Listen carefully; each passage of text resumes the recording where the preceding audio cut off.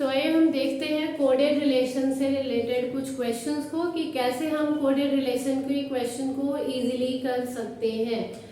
तो जैसा कि आप सभी को पता होगा कि कोडेड रिलेशन में कुछ कोडिंग दी गई होती है जिसके बेसिस पे हमें उसका रिलेशन आइडेंटिफाई करना होता है। ऐसे क्वेश्चन को देख के हम जनरली स्किप कर देते हैं काफ़ी, क्योंकि ये क्वेश्चन आपको काफ़ी लेंदी लगता होगा, या फिर ऐसा होता है कि हम अगर सॉल्व करने के लिए भी बैठे तो हम थोड़े पजल्ड हो जाते हैं। बट आज मैं आप सभी के साथ अप्रोच डिस्कस करने वाली हूँ। मैं ऐसा नहीं कह सकती कि मैं आपको कोई ट्रिक बताने वाली हूँ जिस ट्रिक्स के थ्रू आप इसको मतलब सारे क्वेश्चंस को कर पाओगे, ऐसा नहीं है। प्रैक्टिस के साथ ही कर पाओगे, लेकिन हाँ एक आपके साथ एक अप्रोच डिस्कस करूंगी जिसके साथ क्या होगा कि आप इस क्वेश्चंस को कर पाएंगे और अपने टाइम को सेव कर पाएंगे। आप जिस तरीके से करते हो उससे कुछ नया आपको सीखने को मिलेगा।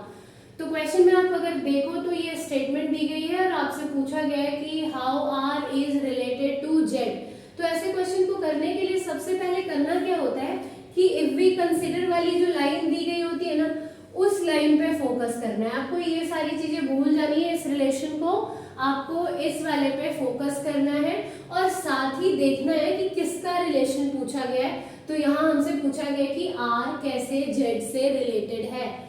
तो इसके लिए पहला स्टेप क्या है, मैंने बताया भी आपको कि जो ये लाइन दी गई होगी लास्ट में उसको फोकस करो।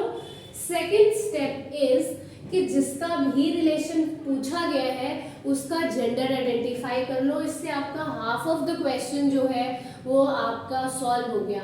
मतलब आर का जेंडर देख लो कि आखिर है क्या आर, क्योंकि यहाँ पे ग्रैंडफादर, ग्रैंडमदर, ग्रैंडफादर, ग्रैंडमदर पूछा गया है। तो अगर मेल या फीमेल डिसाइड कर ले तो दो ऑप्शन जो है वो हम क्रॉस कर सकते हैं। तो अगर मैं यहाँ आऊँ सबसे पहले P डिवाइडेड बाय R, इसका मतलब क्या हो जाएगा, P is father of R।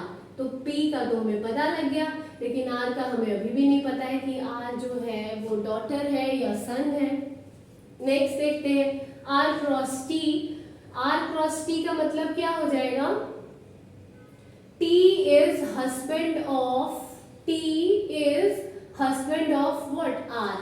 T जो है हस्बैंड है, T हस्बैंड है किसके, R के। तो मतलब R तो ऑब्वियसली फीमेल है, ये दोनों हस्बैंड वाइफ होंगे ना। अगर ये हस्बैंड है इसका तो R जो आ गई फीमेल।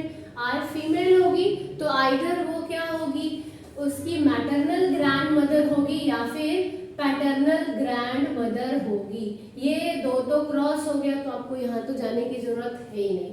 अब बात आती है मैटरनल और पैटर्नल की। तो मैटरनल वर्ड जो यूज किया जाता है वो मदर की साइड के लिए, माँ की तरफ से जो भी हमारे रिलेशन होते हैं उसमें मैटरनल यूज किया जाता है, और पैटर्नल वर्ड फादर की तरफ से जो रिलेशन होता है उसके लिए यूज किया जाता है।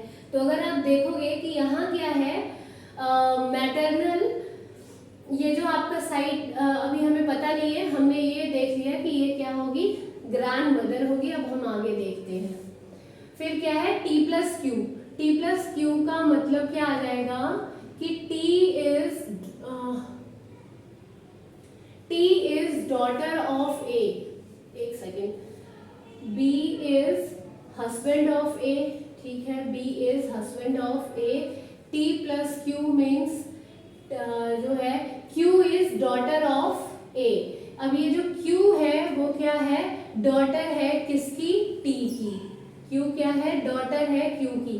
Next Q minus S। Q minus S का मतलब क्या आ जाएगा आपका कि S जो है वो सिस्टर है किसकी, Q की। मतलब ये दोनों क्या है, ये दोनों बहन है, और इसके ये फादर है T और इसकी ये मदर है कौन, R। नेक्स्ट आ जाता है S cross U। S cross U का मतलब क्या आ गया, U जो है हस्बैंड है, तो U इसका हस्बैंड है, मतलब ये दोनों हस्बैंड वाइफ आ गए। जहां जहां हस्बैंड वाइफ आएगा वहां आपको सर्कल कर देना है। नेक्स्ट आ गया आपका U plus Z. U plus Z का मतलब क्या आ गया कि जो Z है वो डॉटर है U की, तो Z डॉटर है U की। अब हमने पूरा रिलेशन सॉल्व कर लिया। अब हमसे पूछा गया है कि how R is related to Z। तो आपने क्या देखा, Z क्या है, Z जो है वो डॉटर है U की, मतलब वो डॉटर किसकी हो गई, S की भी डॉटर है। S और Q क्या है, सिस्टर है, और S के ये फादर है। तो मतलब जेड के ये क्या हो गए, नाना, और ये उसकी क्या हो गई, नानी। ठीक है, तो आपको यही तो पूछा गया कि जेड कैसे रिलेटेड है, आर कैसे रिलेटेड है जेड के साथ। अब यहाँ कंफ्यूज मत हो जाना, जब पूछा जाएगा कि आर कैसे रिलेटेड है मतलब आर कौन है ये पूछा जा रहा है, तो आर इसके लिए क्या है, उसकी नानी है। नानी है मतलब क्या आ जाएगा, मैटरनल ग्रैंड मदर। उसकी कौन है, आर मैटरनल ग्रैंड मदर। इसी की जगह अगर आपसे पूछा जाता how Z is related to R, Z कैसे रिलेटेड है, तो ये इसकी क्या आ जाती, ग्रैंड डॉटर। ठीक है, तो ये क्वेश्चन अब आप कर पाओगे। नाउ नेक्स्ट क्वेश्चन हम देखते हैं। इस क्वेश्चन में सिर्फ 2 स्टेटमेंट दिया गया है। If A and dot A is the, मतलब ये सिंबलाइज क्या कर रहा है कि ए जो है फादर है बी का, और A at the rate B क्या बता रहा है, A is a sister of B. मैंने आपको बोला था कि आपको इस पे पहले फोकस नहीं करना है, आपको देखना है क्वेश्चन में पूछा गया क्या है। कह रहे हैं इस क्वेश्चन में जो एक्सप्रेशन दिए गए हैं उन किस एक्सप्रेशन से ये पता लग रहा है कि एच जो है फादर है एम का। ठीक है, एच क्या है, फादर है एम का, ये आपसे पूछा गया है। तो हम सबसे पहले स्टार्ट अगर करें के एंड एच, के एंड एच से क्या पता लग रहा है, के फादर है तो हमें तो इससे मतलब नहीं है।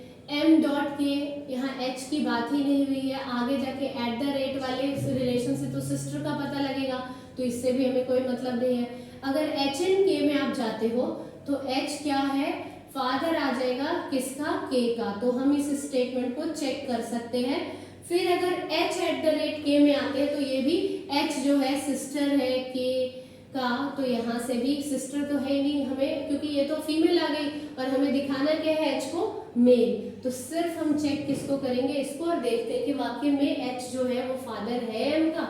एच एंड के से आपके पास क्या आ गया, एच एंड के का मतलब आ गया कि एच जो है वो फादर है किसका, के का। ठीक है, अब ये डॉटर है सिस्टर है हमें नहीं पता। के एट द रेट पी का मतलब क्या आ गया कि के जो है सिस्टर है किसकी, के सिस्टर है मतलब के फीमेल है और ये सिस्टर है किसकी, पी की। P at the rate M का मतलब क्या आ गया, पी जो है सिस्टर है एम की। ठीक है, तो हमसे क्या पूछा गया था, अगर ये तीनों के तीनों भाई बहन है, क्योंकि एम का रिलेशन तो एम का हमें नहीं पता लग पाया कि वो मेल है या फीमेल, लेकिन है क्या ये आपस में, ये भाई बहन ही है। तो ये भाई बहन है, तो ये अगर इसके पापा हैं तो इनके भी पापा हुए। इट मीन्स जो है एच जो है वो फादर है किसके, एम के।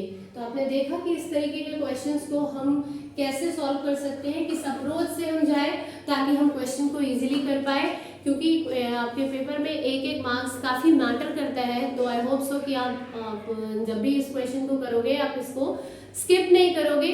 हाँ, लेकिन आपको इन क्वेश्चंस की प्रैक्टिस बहुत ज़्यादा करनी होगी। ऑल्दो ब्लड रिलेशन टॉपिक जो है वो काफ़ी ऐसे लगता है देख के कि हम इसके क्वेश्चंस को कर पाएंगे, बट जो क्वेश्चन पूछा जाता है वो काफ़ी ट्रिकी सा होता है या फिर बहुत ही पजल्ड वे में पूछा जाता है, जिसकी वजह से हम इन क्वेश्चन के सोल्यूशन तक नहीं पहुंच पाते हैं।